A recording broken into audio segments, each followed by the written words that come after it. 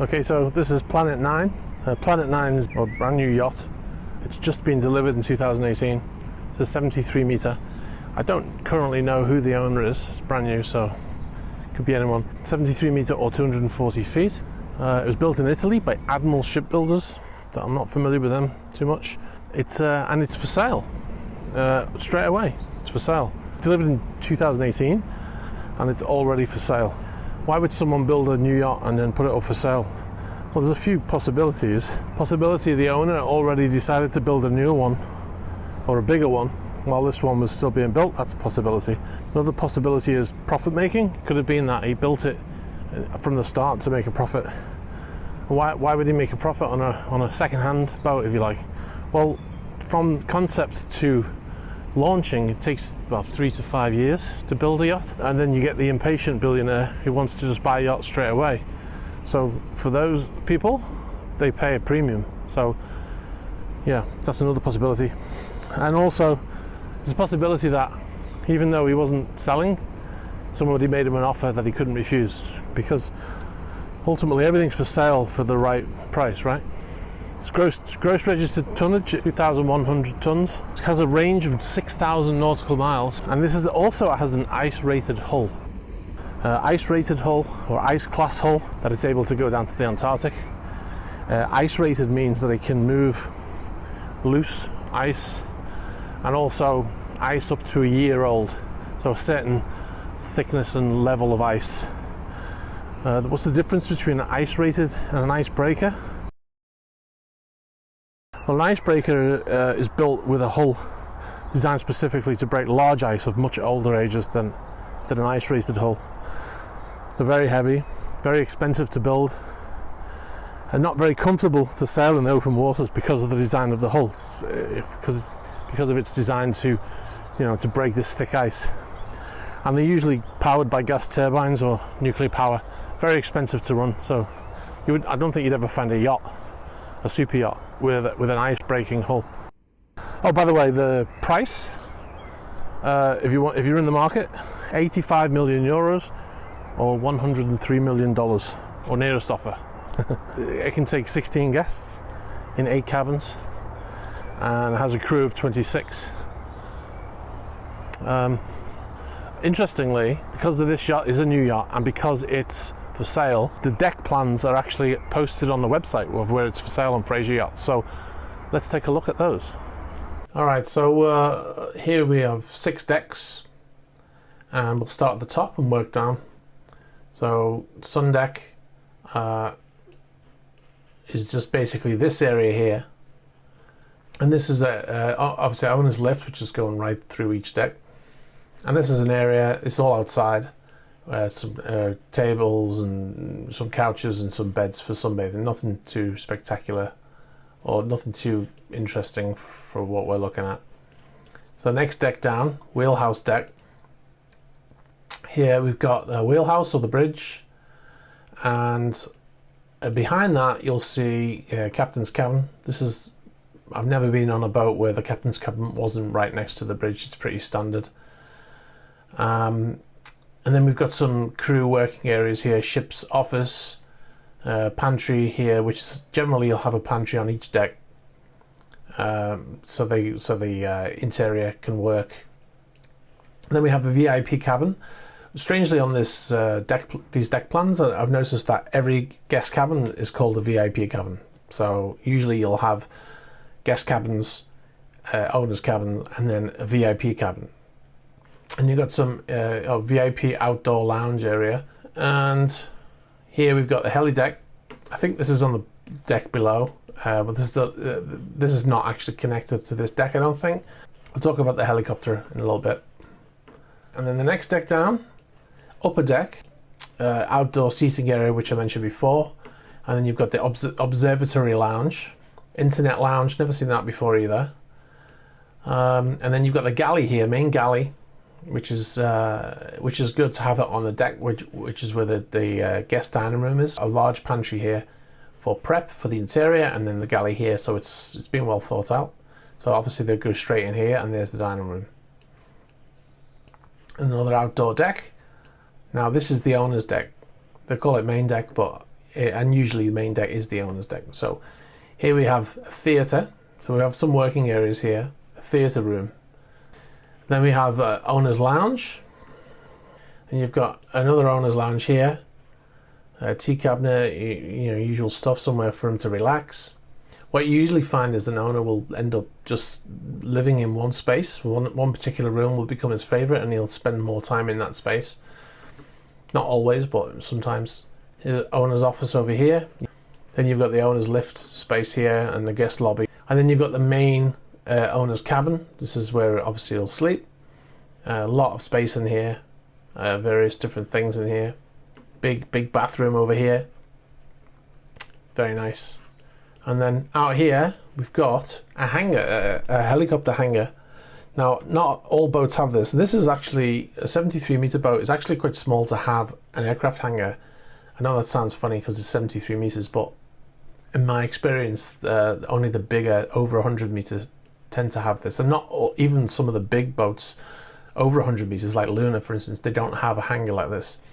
The benefits of the hangar are that obviously the boat is designed to work with a helicopter, but when it's on the higher deck, when the helicopter lands, you got maybe up to 8 tons of helicopter sitting on that deck, and the higher it is, the more it affects the stability of the boat. Even a lot of the boats, they can't sail with the jacuzzis filled with water because it creates too much. You know, it makes it top heavy. So having a helicopter up there while you're at sea is it creates a lot of roll that you wouldn't have without. So being able to lower the helicopter into this hangar reduces the center of gravity, and it makes it more stable because you have a hangar. Like when a boat is in, say, the Med or in the Caribbean, the helicopter usually is shipped out from the Med, say, to the Caribbean on a yacht that has a hangar like this. And then the helicopter joins the yacht when it arrives at its location, because the yacht can't sail with that helicopter on the helicopter landing pad, because it's, for all the reasons I just mentioned, and also because it can slide off if the weather gets bad enough. Having a hangar like this means that you don't have to do that, so you save in the costs of transporting that helicopter around the world. You can just put it in the hangar, you know, and then away you go. So that's a big deal. Obviously we can see 2 tender garages here, some more space. I think it's the same view that we saw earlier. So okay, so now we've got lower deck. Now this is, as you see, some more open spaces here for the owner, raised guest area. I'm not sure what that is. Steam room, and some places here. This is a shell door that opens out, and then they can put the beds in place, and they can relax and lie there in the sun. And then you've got the guest cabins. Like I said, they're all called VIP, which is a bit weird, but anyway. Then you've got a staff cabin here, and the staff, like I mentioned in other videos, the owner, when he arrives, he'll bring staff with him. They're not part of the crew. They don't work on board. They look after the boss. It could be nannies, it could be security, it could be masseuse, fitness instructor, etc. So they've got this cabin here. Takes 2 people, and then you've got the crew area. Now, if you think about all the space that I've just shown you, and now look at this. This is an area for 26 crew members, and this whole area is it. Now you've got here the crew galley, so they've got 2 galleys. So they've got the main galley, which I showed you, which is on the main deck, which is good. So because the other thing that the owner will bring with him is a chef or 2, and they usually travel with him, and the crew will have their own chef. So then you've got the crew mess next door, which is for 26 people. You can see it. There's not an awful lot of space there when you consider how big these VIP suites are, which are for 1 or 2 people. So this is a crew mess for 26 people, plus when the staff are on board, they'll be eating in there too. And then you've got the cabins. So you can see here the chief engineer's cabin here. So the chief engineer, even though he's second only to the captain on board as far as rank, he will never, very rarely will you see him up on the bridge deck next to the captain's cabin with a big cabin. They usually end up with a crew cabin, obviously only with a double bed in it, so at least he doesn't have to share. And then the first officer cabin here is also a single cabin, and the rest of them, as you can see, or the heli pilot cabin here has got a single cabin too, which is unusual to see. But then all the other crew cabins, you can see there's 2 beds here. So these are bunk beds. Now look how much space the crew have. Now there are regulations in place that require the cabins to be there's a minimum space requirement for crew cabins now. As you can see, it's not huge still because this is a brand new yacht. And then you've got some more crew cabins here. Now what you also notice that the shape of the hull, as the shape of the hull comes around like this, the cabins are getting smaller. So the further forward you are, the smaller your cabin is. So you got less space here. Obviously that's not going to be an actual space. That's just showing it on the plan. But the bunk beds are going to be against the wall, and then they've got this little bit of space here. So yeah, not a lot of space there at all. Some storage spaces here. You can see the chain lockers. This is lower deck. Now there's one other deck called engine room deck. Now there is some more. There's a bow thruster compartment here and a forepeak void, and then you've got some fridges, some garbage area, and then you've got the laundry, crew laundry, washing room, and then another staff cabin here with 2 beds, and then a crew gym. Look how small the crew gym is. So this I mean, the good thing is it actually has a crew gym, and many of the yachts don't have that. Many of the smaller yachts, or under 100 meters, should I say, they don't have a crew gym. I think about that. Even a prison has a gym. So, and a lot of the people live on board and they don't have a gym. So they kind of end up finding like fitness equipment stuffed in any kind of storage, like air conditioning rooms and various different places. And sometimes they exercise in the tender garage. So this is good that at least they have a gym, but I would say that's probably the size of a crew cabin, and you think about that. So if you get two people in there, or 3 people maximum, it's going to be packed. So it is a very small gym when you've got the equipment in there as well. And they've also got a crew lounge over here, which is obviously showing 3 chairs. So that's a very small crew lounge. I think these are chairs here as well. So, but yeah, not a lot of space. But at least they have that crew lounge. Not all boats have that either. So yeah, and then obviously this is all the engine spaces, stabilizer compartments, and the engine. You can see the main engines here, and then the control room here, and then there's a lot of, this is all technical spaces, voids, and what have you. Yeah, and that's it. And I think there might be another deck which is not shown here because you need to have a tank deck which has got the fuel tanks, the water tanks. Any ballast tanks. It could be that they're in here and not shown, or it could be that there's another deck below, or compartments, let's say, below, in the hull basically, which is not classed as a deck, and that's where you would put your fuel, your fresh water, your waste, and any of that kind of thing. Anyways, but that's basically a look at the deck plans.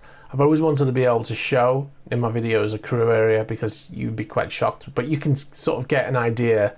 If you look at that, there's 1, 2, 3, 4, 5 guest cabins there. So that's what, a maximum of 10 people in there. And then in this little space here, you've got 26 people living in this space. So that is how much space the crew have to live in. In all of the concept drawings and CGI photos released, and yes, these are all concept drawings and CGI. They all have big 3.4 meter domes up on the deck above sun deck there, as you can see. In the actual delivery, or when I saw the yacht, it actually has smaller domes on there. Now, I'm curious as to why that is, and the most likely scenario is that I can think of is that when the owner saw what the yacht would look like with these big domes on, he probably thought he didn't want the Mickey Mouse ears on it and asked for smaller ones, because don't forget this is a expedition yacht, and as a result it's designed to go very far south and very far north, which can cause problems for smaller domes when it comes to reception. So the fact that they removed those is curious to me, and the most likely scenario, like I said, is that he just didn't like the aesthetics of having those big domes on there. What I wanted to mention is that now that we've looked at the interior of this yacht, and you've seen all the decks and all of the space that this yacht has and it affords the owner, I wanted to go back to the Dilbar video that I released recently when I discussed the difference in volume between Dilbar and the longest yacht in the world, Assam, and I said that there was 3,000 gross registered tons. That was the difference between Dilbar and Assam. To put it into perspective, we've just looked at the entire floor plan of this yacht, and as you can see, it's got a lot of space on it. Well, the gross registered tonnage of this yacht is 2,100 gross registered tons. The difference between Dilbar and Assam was 3,000 gross registered tons. So that puts into perspective, hopefully, the difference in size, in volume between those two yachts. Think about it.